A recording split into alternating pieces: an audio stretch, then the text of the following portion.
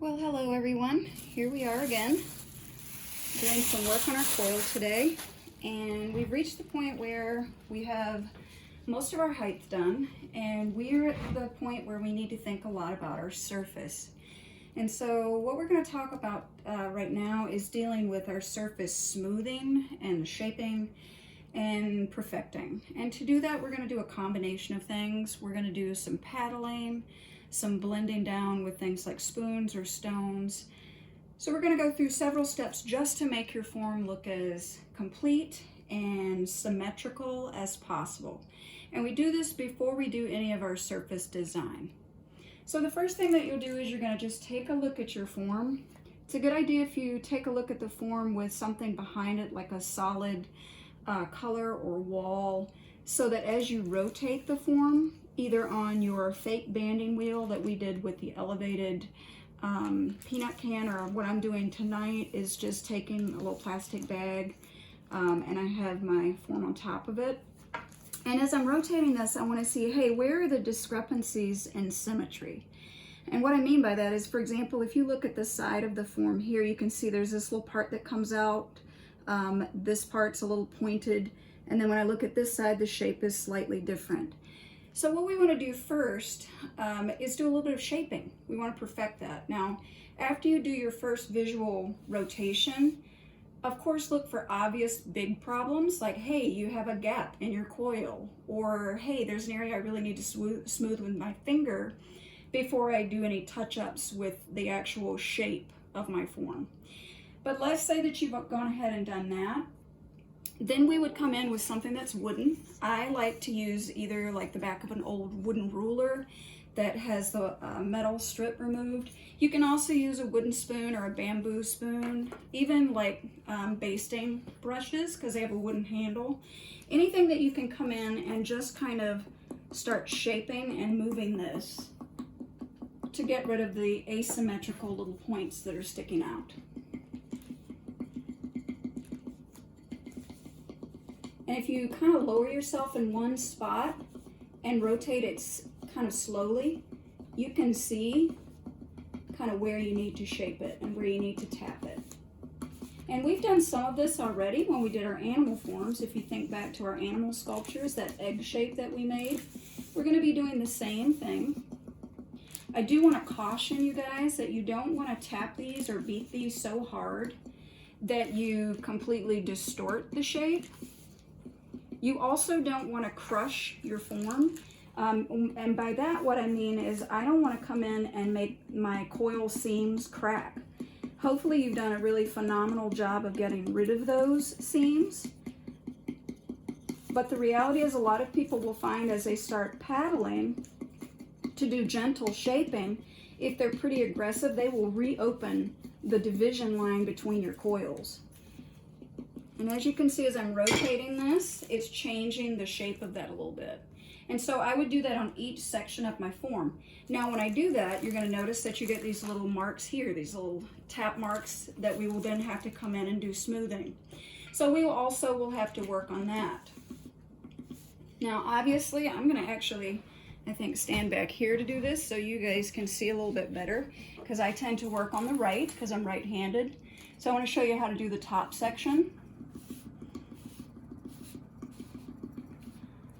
And I like to be kind of eye level as I rotate this, and you can see that this has a really different shape here and here that has happened as I'm working. My form is still fairly wet, so I can actually, it's pliable enough, I can come in and do a little bit of adjusting. Another caution, you don't want your clay coils to be so wet that when you tap it with the paddle or with the end of your wooden ruler or basting brush or whatever you're using, that it completely distorts. So the ideal time to do this is when it's just starting to dry a little bit. Just starting to dry. And I'm going to just gently tap that around and try and start getting my collar back around here. And I would continue doing this and checking my form as I go around. Now, you will notice a lot of you, and I've even had some emails from some of you, saying to me, hey, I've changed from what my original template was. Is that a big deal? Am I going to fail? And my answer to that is no, obviously not. These will change a little bit. They morph into sometimes something that's a little taller, or your shape might get a little bit different. And that's okay, as long as you can try to keep the shape that you end up with symmetrical.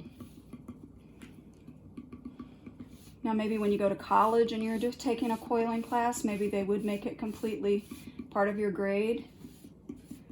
But I think you've learned a lot, hopefully, from just the experience of using the coils. And for me, if you can just create a symmetrical or somewhat symmetrical form, that is my goal for you. Okay, and we would keep doing this as we go.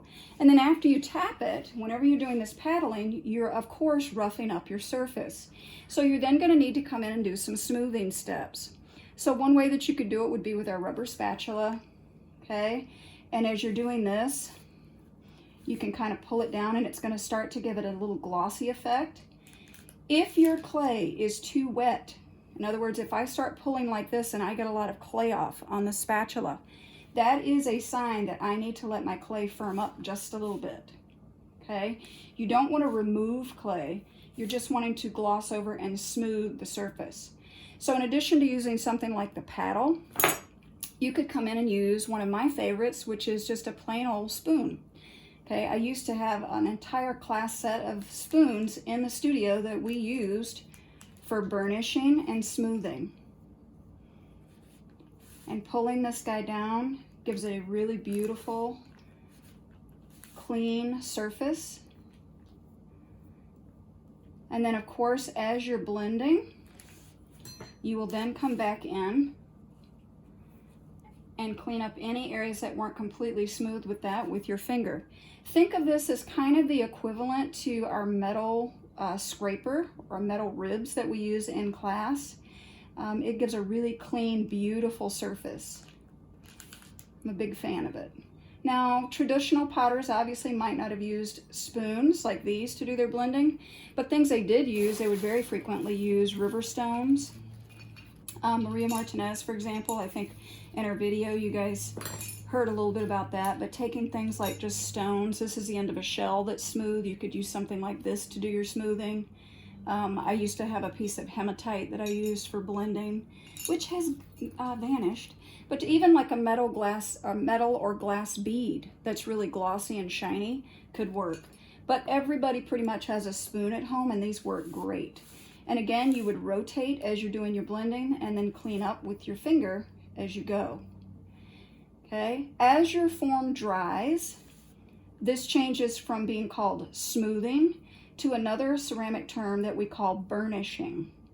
And burnishing is usually done with the clay when it is just starting to firm up into leather hard. In other words, the clay will have a more firm outside exterior. And that is usually when you would do any burnishing, okay? And they call it burnishing because the clay is at that point too firm to really move a lot as you rub the clay. But what it is polishable. So in other words, we can come on the outside and really polish and shine up that exterior. And in the video that you guys watched, I think there was a little discussion about the fact that a lot of burnishing went into Maria's pots that she made.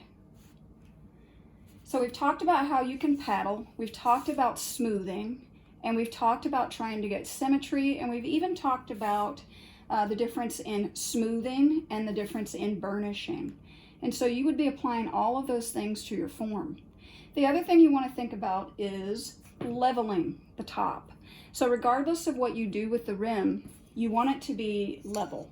And so sometimes if this is so uneven, you'll have to take either your wire or dental floss, like I talked to you guys about, you could use as a wire cutter.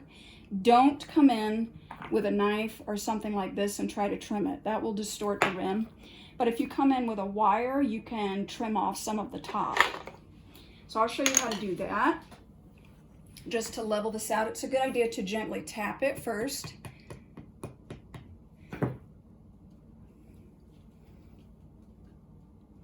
And then if you need to, you can just trim off just a touch with your wire or dental floss, works great to make it more level. And then look at it from an angle.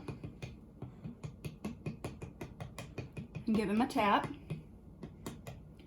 And then what you can do, another thing that you'll see a lot of potters do when they're doing their blending and smoothing and leveling phase is they'll come in with a slightly damp sponge, and I like to take one that is cut down. I don't like a full-size sponge. And you can come in and just moisten and clean up the top. Do not squeeze water all over the top, and don't use a really wet sponge. This should just be gently damp. Okay, so you don't want a ton of moisture, just a little bit of moisture to help you with blending. And it's really important for aesthetics, aesthetics meaning beauty and what is beautiful, that when you're doing the top part of your form, that you're trying really hard to get kind of the same even thickness of the wall at the top, so that even if you've got some discrepancy somewhere else in your form for evenness and thinness, that the top at least looks pretty level and looks pretty flat and looks pretty even and thin.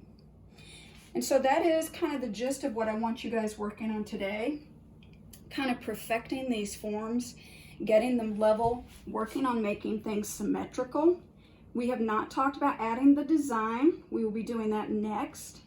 But first, before you add design, you have to have a level surface. So that's what your job is today, you guys. Have fun.